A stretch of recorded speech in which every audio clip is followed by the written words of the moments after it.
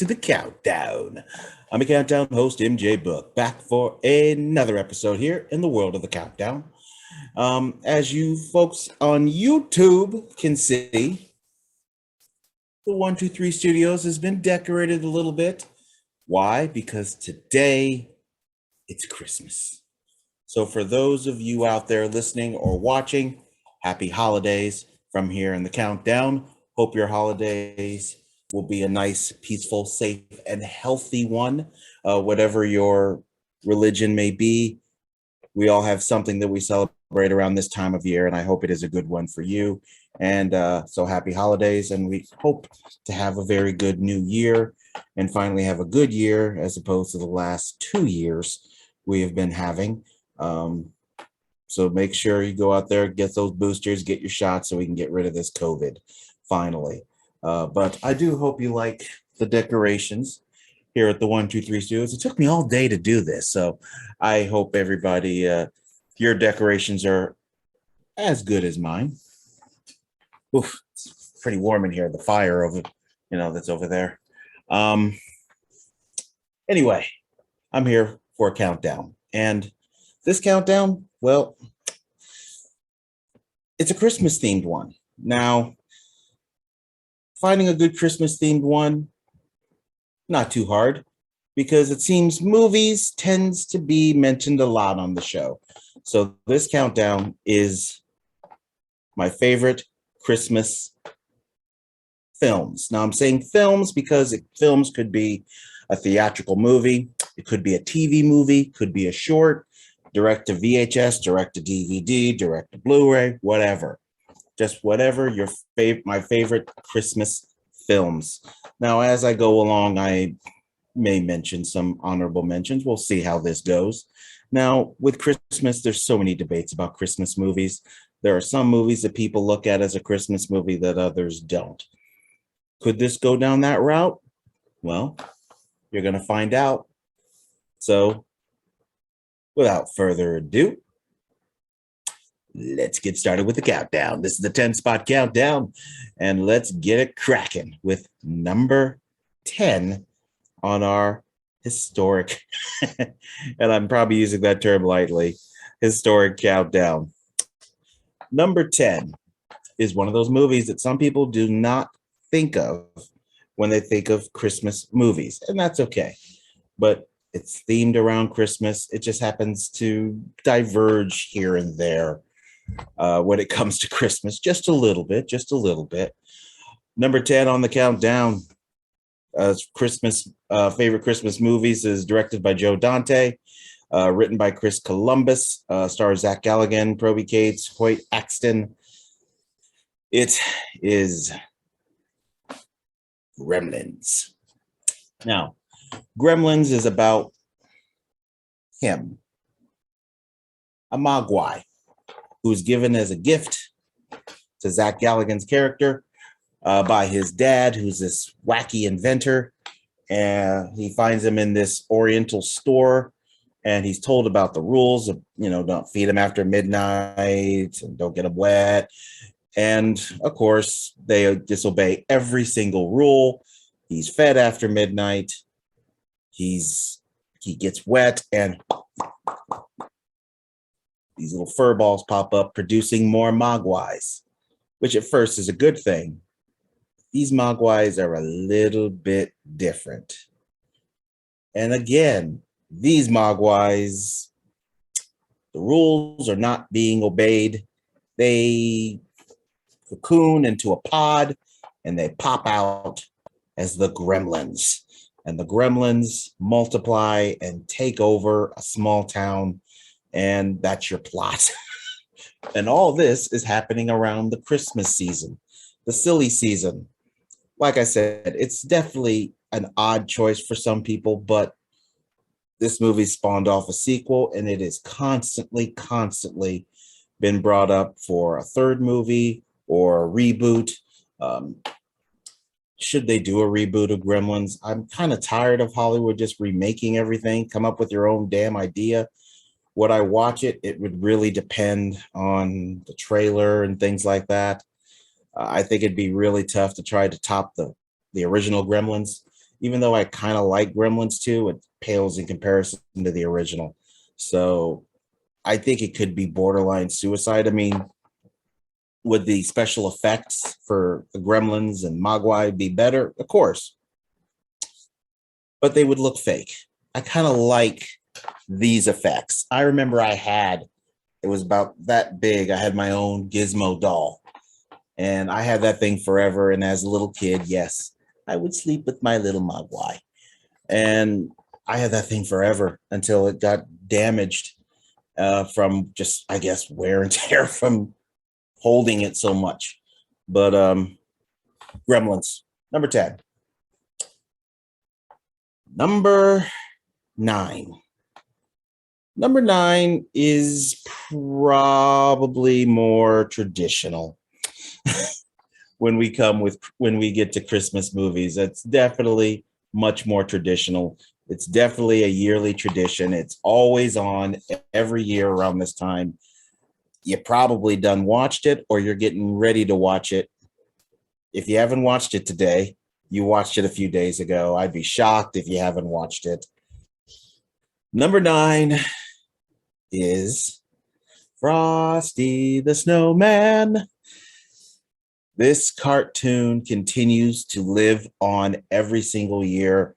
This thing came out in 1969 and still is going strong. And it just shows no signs of dying, this thing.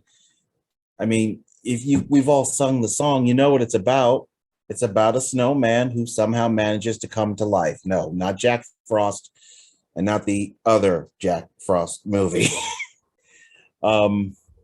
Just a magical snowman, and he comes to life because of that hat by a magician, and he's playing with the kitties, and it's just your typical, just goes right along with the song, just a heartwarming kind of little flick. Not very long, it's only 25 minutes long, but it doesn't matter. It's one of those things we all at least sing the song, watch the movie. Do I watch this one every year? Not every year, but more times than not, this movie gets watched. Have I watched it so far this year? No. But I will watch it after this because the disc is right over there. So I will end up watching it as soon as this is done. I already plan to watch it later. So this will get watched. Frosty the Snowman, an instant classic from Rankin Bass, a name that definitely is familiar for animation fans. You know those names from classic animation shorts, films, and all kinds of movies. Trust me, it's a name you know back in the day. Number 9, Frosty the Snowman. Classic. Number 8. Number 8 is a modern retelling of a classic Christmas tale. Probably the most classic Christmas tale, taken and completely modernized. And it has happened a lot of times where things get moderned up, but sometimes they don't work. This one, I think it's a shock to a lot of people that this became such a Christmas success, and it is a part of the Christmas tradition, and I have watched this one already. Number 8, Scrooged, starring good old Bill Murray, Ghostbusters. Bill Murray, I remember when I heard about this movie, and I can tell you exactly when I first heard about this movie. And it's odd. I was watching WGN TV. I was watching a Chicago Cubs baseball game because I love watching baseball games. I love this. This is back in the day of Harry Carey and Steve Stone. And this was a history-making day because it was the first night game with the new lights at Wrigley Field. It took that long to get the lights in there. And Bill, a Cub fan, showed up in the booth. Wasn't unusual. He did that a lot. And he talked about this movie he's working on called Scrooged. And I was like, Scrooged? Are you doing the Christmas Carol? I'm like, okay, that could be interesting. Then the trailer started showing up and I watched it, and this is genius. I mean, it's Bill Murray. I know a lot of people think of Ghostbusters, as they should. It's Caddyshack. I'm not as big with Caddyshack, but Scrooge is right there, maybe just under Ghostbusters, and that's quite an accomplishment for him. I mean, Groundhog Day is up there as well, but Scrooge is just a modernized telling of Ebenezer Scrooge, where he plays this cynical television exec who is haunted by three spirits to teach him the lessons of Christmas and ghosts of Christmas past, present, and future. Karen Allen is in this. Now, you look at Karen Allen now, maybe you might not think anything of her, but there was a time that Karen Allen was a beautiful, beautiful woman. Still is in a different way, but at this point, still a beautiful woman. And it's just the classic Christmas Carol tale, just told very, very, very modern. And Bill Murray plays a great Ebenezer Scrooge type character. This movie was directed by the late Richard Donner. John Forsythe's in this movie too. I just remembered. It was written by Mitch Glazer. As I said, it was based off the novel Christmas Carol, written by, of course, Charles Dickens. This is definitely a legendary movie. This thing is always on around this time of the year. It's hard not to get a chance to see this movie. I've already watched this movie for the year. This should definitely be a part of anybody's library, whether you have it on disc or whether you have it digital. I actually have it digital. I don't have the disc yet. It's one of those movies I keep meaning to buy on disc, but I have it on digital, so I'm fine. But what can I say? It is Scrooged, and it is on my list, my number 8. Number 7. Number 7, we're going to go back to the classics. Back to the oldest classic on this list. This one goes way back. Well, way back. It's opposed to right now. Yes, even before Frosty the Snowman from 1969. And it is also based off of another classic song that we all know. Rudolph the Red-Nosed Reindeer had a very shiny nose. Yes, Rudolph the Red-Nosed Reindeer. You know, it's funny looking at this type of animation back then. Obviously, this could be done much better nowadays. But I've seen modern versions of this. By modern, I mean updated technology. And I hate it. I actually hate it. I much prefer this. It looks hokey as can be. It in some ways the clarity of it makes it worse, but it's something you always watch. Now this I have already watched. I haven't watched Frosty yet, but I have already watched Rudolph the Red-Nosed Reindeer, and it's amazing that I still watch this thing. I'm in my 40s. Why am I still watching this? Speaks to how great that this movie is. This little short movie. It's 47 minutes, so it's longer than Frosty, but it's amazing how that this thing keeps gaining strength. This is aired back to back every year with Frosty the Snowman. I believe it's on CBS that airs these movies, that airs them back to back. I do believe. I could be wrong, but it's directed by Larry Romer. I mean, there's Burl Ives, legendary voice actors in this. It's the classic tale of the song that was written by Johnny Marks about a reindeer that just has this glowing nose, and he's poked fun of and teased. And of course, he has a little friend over here who's an elf who doesn't quite mesh well with the other elves. And they garner this great friendship, and wackiness ensues around Christmas time, right before Santa has to go out there and deliver those presents. Somehow this has just become a timeless classic. It's something that I do watch every year. This one I do not miss. Frosty, I may go a year without watching it.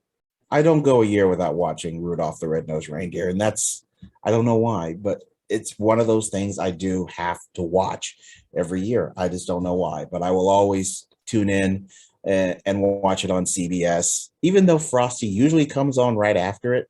Sometimes I'll watch Frosty, and sometimes I don't watch Frosty. It's kind of weird, but Rudolph the Red-Nosed Reindeer, an absolute classic about that misfit reindeer and his glowing nose trying to be accepted by the other bully reindeers who won't let him join in their reindeer games. And I'm not talking about reindeer games like Ben Affleck's Reindeer Games. That movie sucked.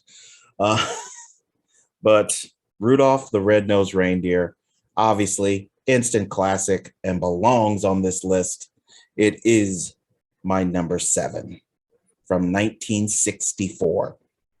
So only a few years before Frosty, 5 years before Frosty the Snowman. Number 6. This might be a shock that this movie's on here. It's probably the most less known movie on this list, yet it's a movie that I love, that I own. I have this digitally. I have this VHS. I had this on DVD until it got damaged, and I bought it on Blu-ray. I even like I said, I even have a digital. So it's kind of rare that it can cross into the digital realm, but this one I bought on Amazon a couple of years before I finally decided to buy it on Blu-ray. Like I said, it's probably the lesser known movie. When I say it, you'll probably go, huh? Never heard of that one. That's okay. I'm used to it. Number 6 on this list is Santa Claus, the movie. Now, already, I'm sure you're going, huh? Santa Claus, the movie? Yes, Santa Claus, the movie. This movie came out in 1985. Are there any noteworthy actors in this movie? Yeah, there are. There's a couple of them in this movie. Dudley Moore, you may know him from the Arthur movies. John Lithgow is in this movie. The late Burgess Meredith is in this movie.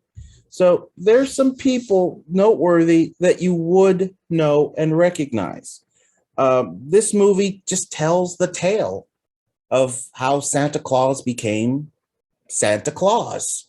Now, does it hold up well as far as holiday movies? Probably not to some, but I do watch this every year. I don't know why this movie grabbed a hold of me for some reason, but it did. It really did. I like this telling of Santa Claus. And they found a great actor to do it. David Huddleston was perfect as Santa Claus. He was believable as Santa Claus. For those kids out there, I know he's not the real Santa Claus, but he does work for him, all right? He did work for him. So you have to get permission from Santa to play Santa in a movie. So he got permission to play as Santa by Santa. He got special permission. All right, kids, don't worry. He wasn't the real one.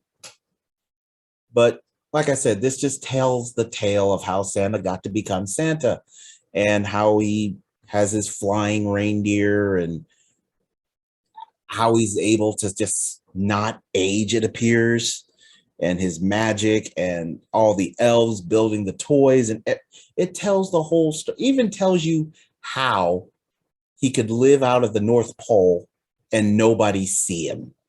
It even goes down that route. It tells you how it is that nobody sees them.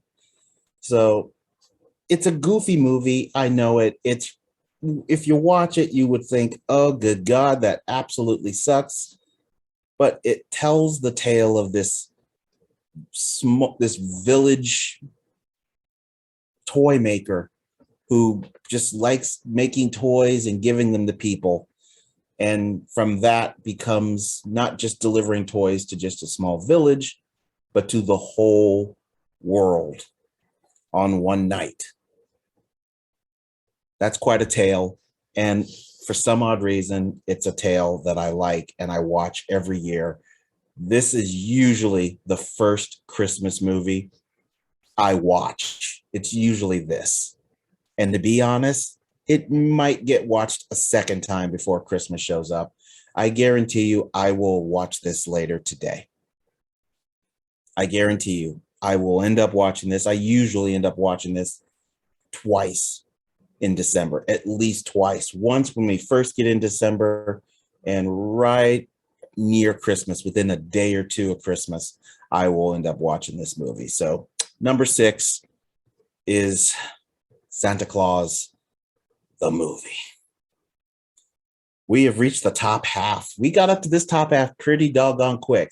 I thought this countdown might go a little too quick. So far, it's going rather quick. Maybe I should slow this thing down. But and I'm going to. I'm going to mention just a few honorable mentions. I'll take some time here to name some honorable mentions. Honorable mention, or should I say a merry mention. It's from 1965, Charlie Brown Christmas. Miracle on 34th Street, the 1994 version, not the original, the remake. The Snowman from 1982. Babes in Toyland from 1961. I like Batman Returns, so I will put it as a merry mention from 1992. Die Hard 2. No, I'm kidding. I'm not going to throw Die Hard in this. Die Hard. No.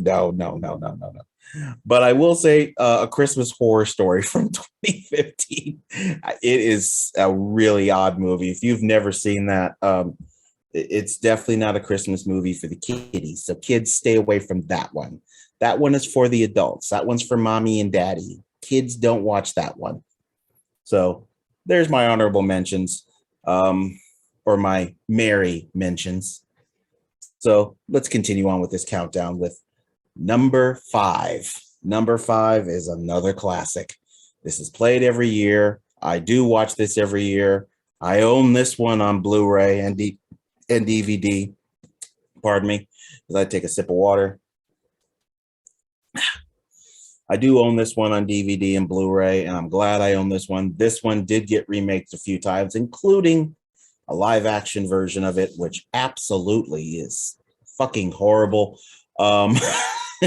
There's no nice way of putting it.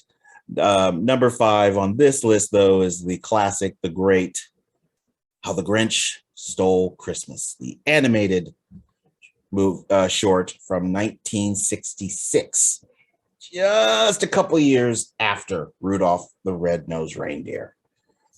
We all know this tale. We all know the story about the Grinch. And now, like I said, this is short. It's only 26 minutes long, but it tells the tale of the Grinch. And this was marvelously written by the legendary Dr. Seuss. It just tells the tale of this grumpy hermit who hates everything, and he decides he can't stand the Who's down in Whoville. They annoy the heck out of him, and Christmas really gets on his nerves. And so he decides, you know what? I'm going to steal Christmas. And so he hatches this evil plan to steal Christmas. And he goes to those Who's and he steals Christmas. And that's the movie. That's the movie. And of course, the best part is while he's stealing Christmas, that song, "You're a Mean One, Mr. Grinch." You know, that song is classic. I actually have that soundtrack. That song is legendary. I do listen to that song. I'll watch the movie, that animated movie, and I will listen to that song at least once during the holidays. It's a classic movie, and it's one of those few things as far as in holiday music that I will listen to. There's a few things I listen to. There's a Boyz II Men Christmas album that I listen to. Sorry, but I do like I have a South Park Christmas album. I love listening to that thing around this time. I know it's wrong, it's evil, but I just love listening to it. Of course, this got a live action movie which stars Jim Carrey, and it's bad. It was bad. Not as bad as Cat in the Hat with Mike Myers. That is far worse. I mean, they're both bad, but if I had to choose between the Grinch and the Cat in the Hat, I will take the Grinch any day. The Cat in the Hat is unadulterated torture. But this animated movie is perfect in every way. I have actually seen some updated versions of this as far as animation, and just like Rudolph, they suck. It's one of those things you don't need to touch it. This is one of those timeless classics that you just need to leave alone. There's no reason to mess with it. You want to make it clear, fine, but don't mess with it. Don't, just leave it as it is, and it's an absolute classic. I have already watched this. This is one of those that sometimes I do watch a couple of times because I do like this animated movie. It's only 26 minutes long. Come on, it's not that long, but it's timeless. It lives forever.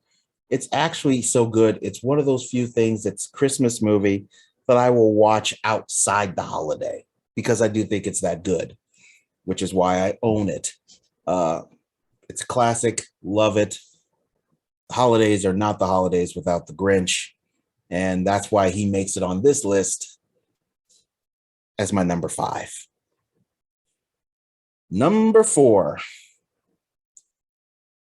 Number 4. It's amazing what can become popular. Certain movies just out of the blue become hits, and you can't explain why. And then they get sequels. And sometimes the sequel is just absolute garbage. This one is not. Unfortunately, it would become absolute garbage with the endless spray of sequels that came after this one. But this one was still very good, very much on par, and just barely just barely is not better than the original, which that should tell you what else will be on here a little later, because I just gave it away and I don't care. So right now, number 4 on this list, Home Alone 2, Lost in New York. Home Alone 2, it's really tough to make a sequel, especially when the original is so damn successful. And to make a sequel to Home Alone, it took some guts. It took a lot of guts, but they did it. And this is right on par. Once again, Kevin McAllister. You know, at the time, I thought this was the luckiest kid in the world. I'm like, why can't I get that lucky? It's 1 year after he'd already been left home for the holidays, and family is going to Miami, and Kevin is upset because there's no snow and, no Christmas trees. He's not happy about going down to Miami. And at first it looks like they done forgot him again, but they didn't. And right as they leave, you see a newspaper that says the Wet Bandits escaped. You remember the Wet Bandits. And while in the airport, he's messing around with a little piece of technology from back in the day that I had. I'm not going to go down that thing, but he's looking at his dad's coat, and his dad kind of is going off, and somebody wearing a very similar coat runs in front of him, and Kevin starts following him. Well, that guy's going to New York. Dad is going to Miami. Kevin gets on the plane. He looks around. He doesn't see his dad. And he says that line, that his parents are on their way to Miami and I'm on my way to New York. My family's in Miami and I'm in New York. And it's classic comedy ensuing again.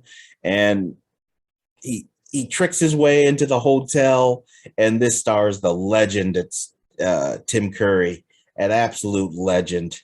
The gags in this movie, you would think they were replayed from the first, and I can understand if people say it, but damn it, they're so funny. And these two, the Wet Bandits, they are on par with villainy and comedy. It is it is still funny to see somebody like him in a movie like this. If you're so used to seeing Joe Pesci as this mobster type character where he's just swearing, but in this movie, instead of the swearing, he's that's his swearing, and it's hysterical. And the beating that these two got in the first movie, oh, it pales in comparison to the beating they take in this. I mean, Home Alone 2, Lost in New York is an absolute classic. I do own this on Blu-ray. I have this still on VHS. I still have my VHS copy of this movie. It took me a while to finally own it. I never had it on DVD, believe it or not. I just kept watching my VHS version. Finally, I was like, you know what? You need to upgrade. So finally, I said, the hell with it. And I went and bought it on Blu-ray.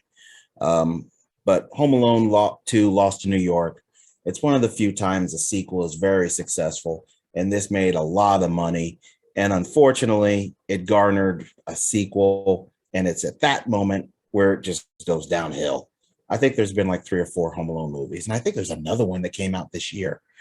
It's just, it got ridiculous. It got way too ridiculous. But this is the movie. I mean, these era of movies that this youngster right here, he became an absolute star. Macaulay Culkin became a huge star. From Uncle Buck to this, he became a star. The what was it? The good child, the good one, or whatever, the good brother or something, where he plays an evil little kid.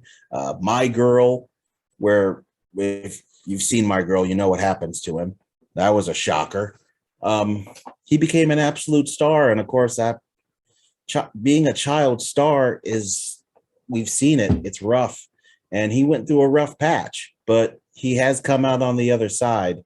And he's cleaned himself up, and he seems a lot better and a lot happier, and that's a good thing. And he has his own podcast too, so definitely go and check that out. Home Alone 2, Lost in New York, an absolute classic, and so close to the original. Earns its spot though, proudly on this list. Number 4, Home Alone 2, Lost in New York. Number 3, I think you already know. I already kind of hinted to this, so let's just not mince any words. We know what it is. It's Home Alone 1, the original.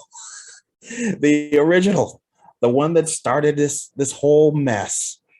I mean, I think that proves to how great these movies are. It's rare on my list that I will have sequels on the same list together with an original. It's rare, but it speaks to how good this franchise was at this point until they lost control. And they definitely lost control. Directed by Chris Columbus, of course, written by the legendary John Hughes, both these movies, starring Macaulay Culkin and Joe Pesci and Daniel Stern. This is the original with the kid getting left home.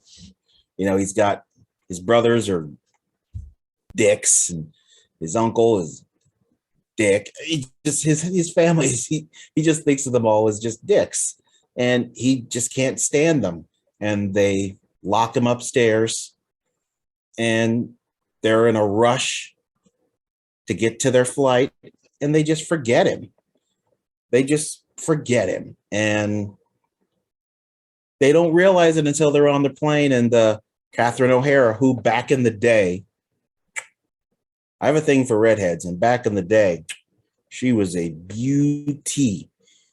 And she's sitting on the plane. She's like, I think we've forgotten something. And John Hurd, who's also in the movie, says, what could we have possibly forgotten? And she's sitting there, and she leans up, Kevin! And now it's the comedy ensuing of trying to get home. And Kevin is just living life at home. And of course, the Wet Bandits, who aren't the Wet Bandits yet, at least by name totally. Eventually, they get that name in the movie. because they're breaking in a house, and he likes he likes to leave the sink on while it's overflowing. He says it's our signature. We're the wet bandits.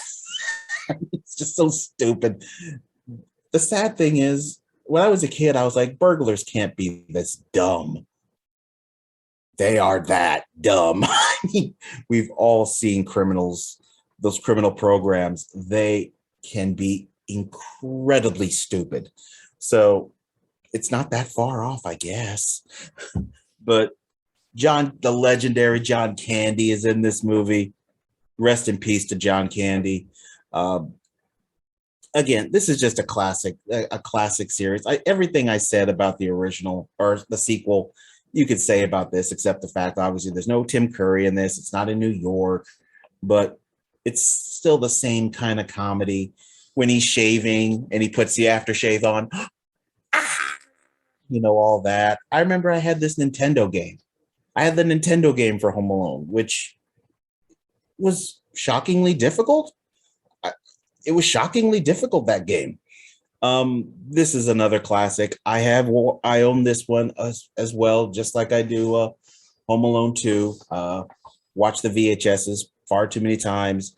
Didn't have a DVD. Own it on Blu-ray. I bought a box set with Home Alone 1 and 2. It was only like $10, but it's both of them on Blu-ray. So I was like, you know what? Just do it. You have them both. I wanted to get the special edition for this, but it was $70. And I was like, no, I'm not going to spend that much on Home Alone. But Home Alone movies are classics. Both these movies are amazing. Again, they made way too many sequels, and it kind of lost its allure. But the first two movies, I actually have watched Home Alone 3, and somehow I tricked myself into watching the fourth one, and that's where I stopped. Because it's a different kid. It becomes a different kid each time. I get it. It can't be the same kid, because goodness gracious, that would mean these are the worst parents in history. But it just got to be a bit much. And obviously they knew it, because these things started becoming direct to DVD. They weren't even going to theater anymore. So it's kind of hard to capture the magic that they had back then with Home Alone 1 and 2. They keep trying and they keep failing. Sometimes you just need to leave it alone and let it go. You're never going to capture that. I've even heard they want to remake the original Home Alone. You don't need to. You're not going to find another kid like Macaulay Culkin. You're just not. This was just lightning in a bottle. You won't do it. Let it go.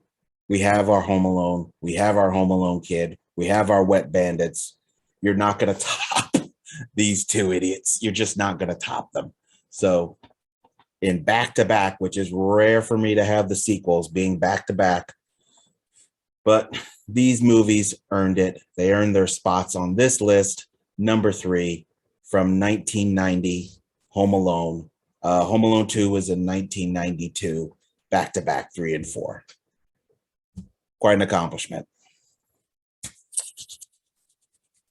Runner-up. What is the runner-up? What could be the runner-up? Simple. The runner-up is so good that this movie gets played not once, not twice, not 3 times. This thing gets played for 24 hours straight every year. You're probably watching it right now, or you just got done watching it, or you're about to watch it. 24 hours, and they do it every year. I don't know how they get away with it. I don't know how there's an audience for it, but they still do it. Number 2, the runner-up, is A Christmas Story. I would be shocked if people don't have this movie on their list. It is hands down probably become the biggest Christmas movie ever. I mean, at times it just feels like it is the biggest Christmas movie ever. Obviously, I own this movie. Owned it on VHS, owned it on DVD, owned it on Blu-ray.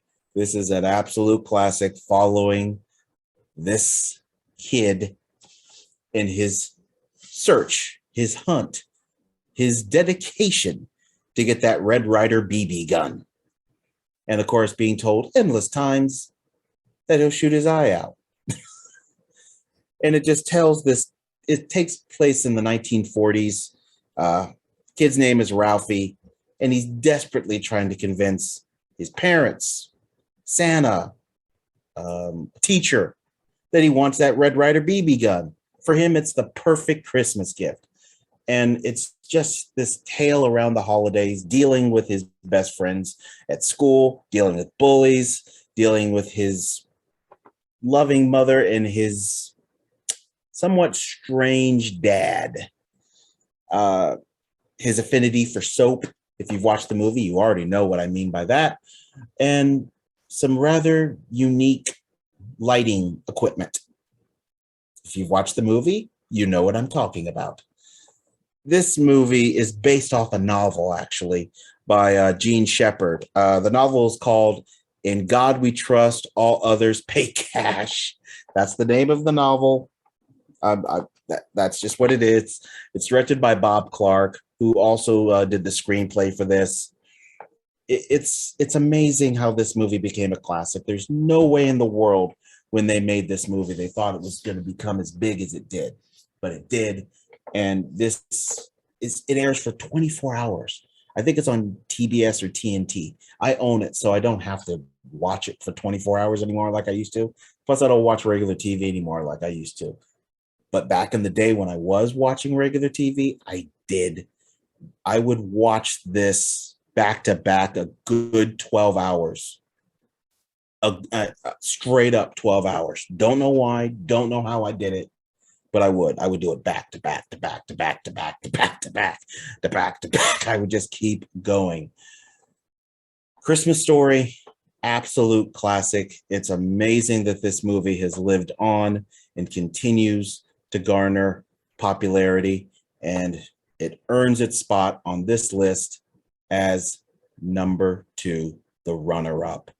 I guarantee you've watched this movie already today or about to. It's probably on right now. So number 2 is A Christmas Story.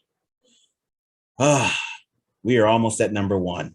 And my camera, as I can see, it's fogging up. So I'm going to do something real quick. Y'all aren't going to like this. Just give me a second. See if that straightens it out. It did not. Okay. We're just going to have to live with it. All right. I managed to get this far with the camera not malfunctioning. Technical flaws. Number 1. It just straightened up. Good. Before we get to number 1, let's do a quick review of what got us up here. Number 10 is the 1984 movie Gremlins. Number 9, Frosty the Snowman from 1969. Number 8, Scrooged from 1988.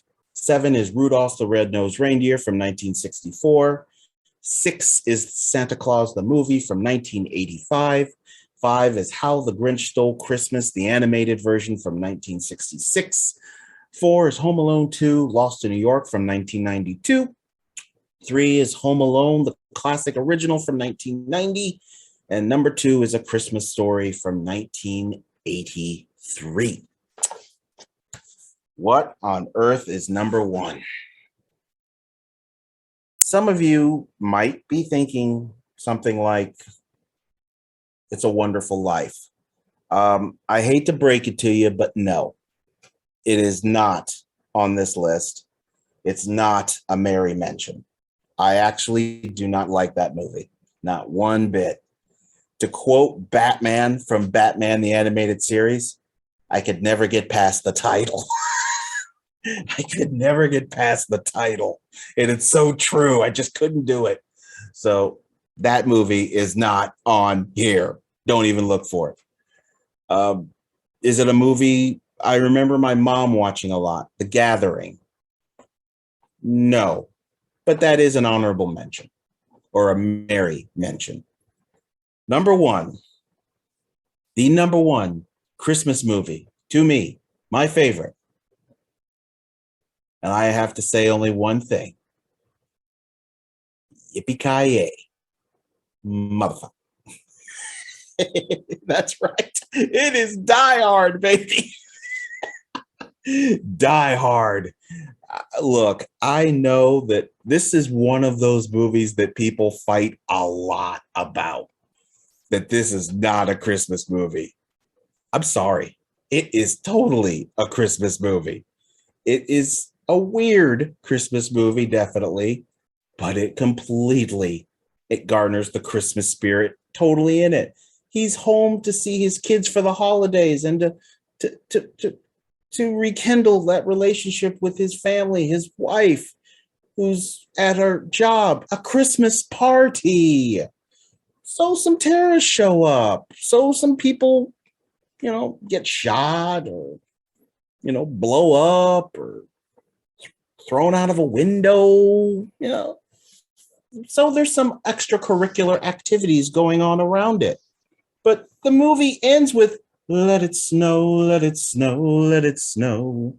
I mean, come on. It's a Christmas movie. Completely, totally, utterly. It's just an odd one. But Die Hard from 1988, of course, directed by John McTiernan, based off of a novel by Roderick Thorpe, which would later actually get a movie again, Skyscraper, which is starring Dwayne "The Rock" Johnson. This movie, of course, stars Bruce Willis, Alan Rickman, Bonnie Bedelia. It's just like I just said. It's just this New York police officer who's trying to rekindle that relationship with his family and his wife, and they're at a Christmas party. He's at the Christmas party when these terrorists show up at Nakatomi Plaza in LA, and all hell breaks loose. And the police come and they're hanging around on the outside. And that's where we meet another signature character, Sergeant Al Powell, played by Reginald Vell Johnson, who would only be known for playing cops, it seemed, whether it be Die Hard cops or a Family Matters cop. He even was on CSI too. So, like I said, this movie is an absolute classic. Yes, it's the oddest choice for a Christmas movie. And of course, Dwayne T. Robinson in it. I am Dwayne T. Robinson. I'm in charge of this situation. And John, well, you're in charge. Well, I got some bad news for you, Dwayne. From up here, it doesn't look like you're in charge of jack shit. You listen to me, you little asshole. Asshole? I'm not the one that just got butt fucked on national TV, Dwayne. I mean, there's so many lines in this movie. Come out to the coast. We'll get together, have a few laughs. Yippee-ki-yay, motherfucker. I mean, just all kinds of lines are in this movie.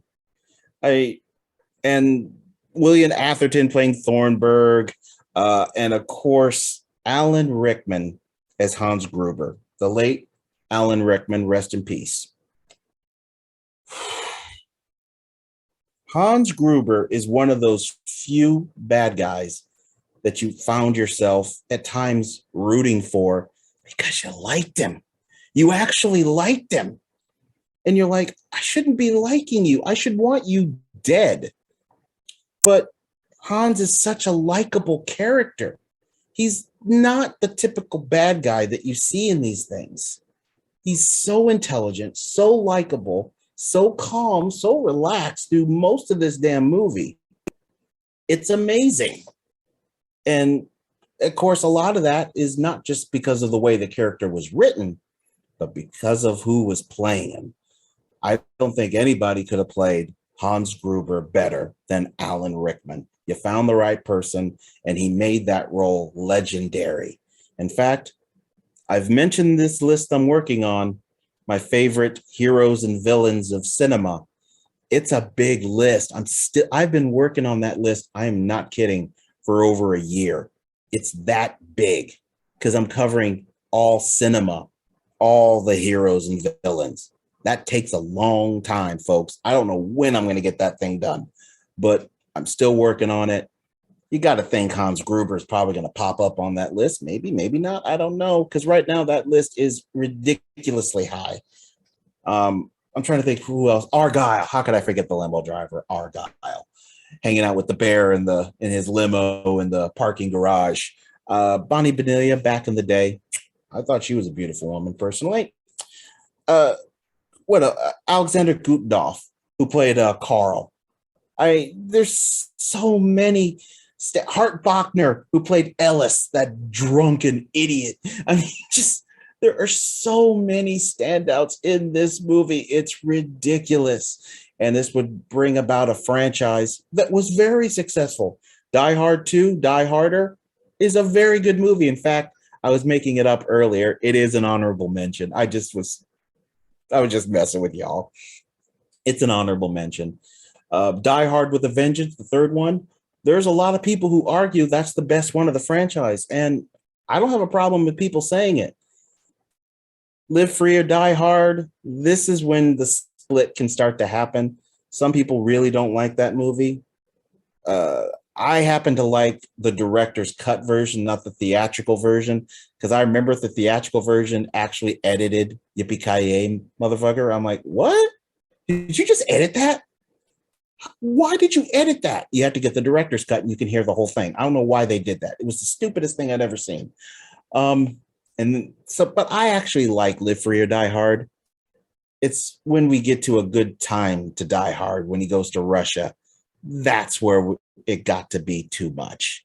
And they keep planning on doing this prequel, supposedly called McClane, whether it takes place after all this, whether it takes place between some of these movies, or whether it's a true blood prequel that takes place before the events of this movie, Die Hard. Who knows if it'll even ever get done? I mean, if it's a prequel, obviously it won't be Bruce Willis. Clearly, he's too old to be doing a young John McClane. Who knows when this will ever happen? Will I watch it? Sadly, yes, I will watch it. I'm a Die Hard fan. I own all the movies, even A Good Time to Die Hard. I own it, and I just don't watch it. I have it, but it is not good. I bought a box set of the original 3. So I own those more than anything, because I had those on VHS, I have those on DVD, and I have those on Blu-ray. But Die Hard, it's a classic, and that makes it, for me, the number one favorite Christmas movie. I don't care what you think.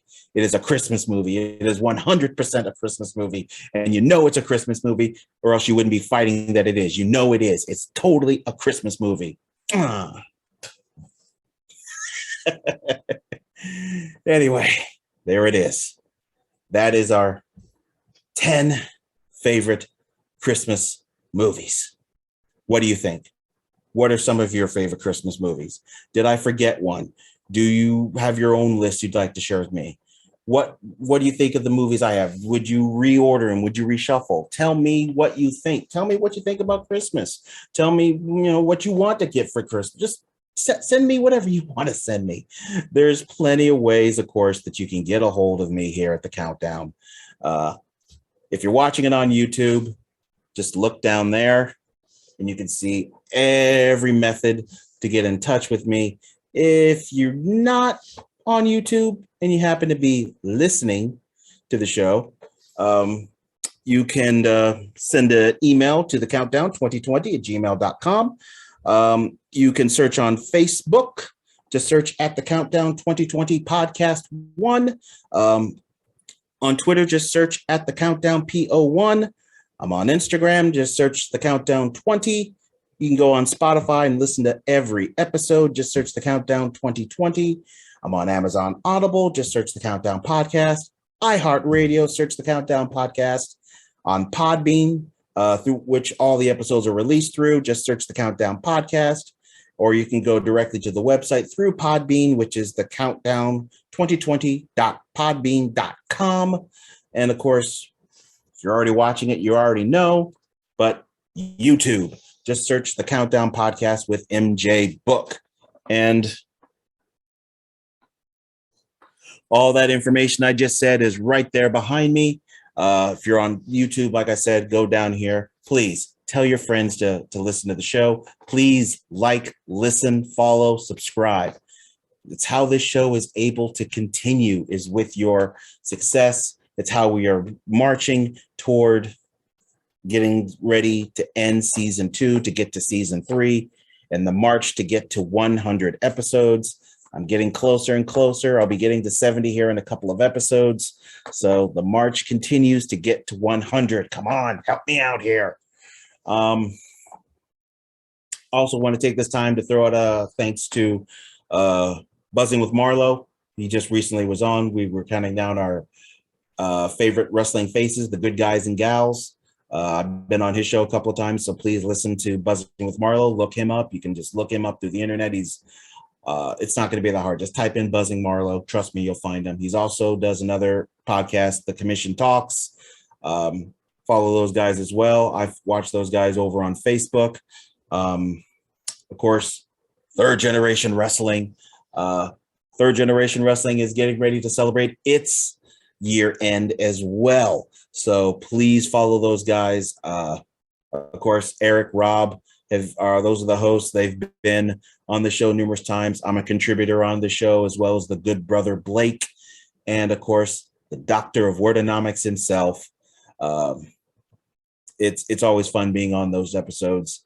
So please search Third Generation Wrestling. They're available through pretty much all the avenues I just said and Google Podcast. So look them up.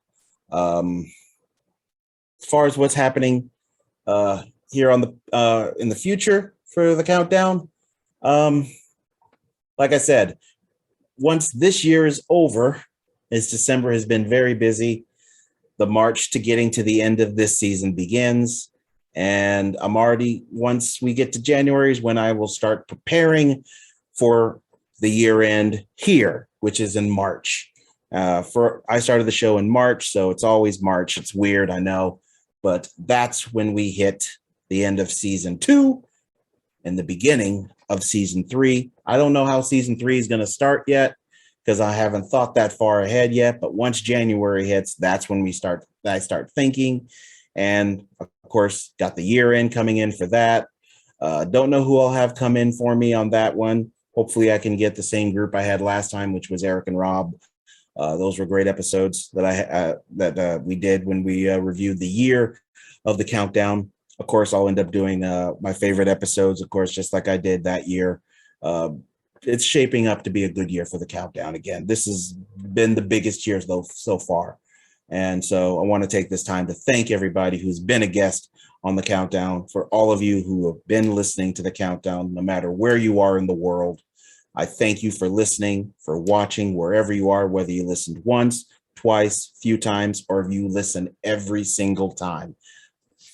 I thank you very, very much, and definitely want to take this time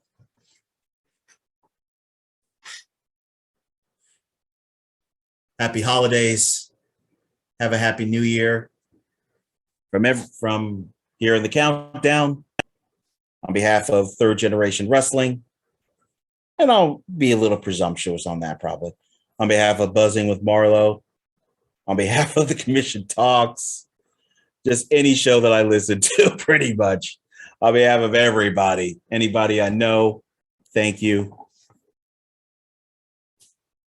Happy holidays, happy new year. And one more thing. Why do I always forget this? I want to thank Incomtech.com for the royalty-free music. Kevin MacLeod, Ice Flow, that you hear before every episode. I don't know why I always forget that. Sorry, Kevin. Happy holidays to you too, sir. Thank you for allowing me to use your music for the last 2 seasons, and we're carrying that into season 3. So now that I was able to remember that, sorry again, Kevin. Happy holidays, happy new year. And I will catch you all again on the next episode, which will be more than likely 2022. I'll catch you on the countdown. Have yourself a great holiday season. Spend it with your loved ones. Spend it with your family. And thank you once again for listening. Have a great one. Bye-bye.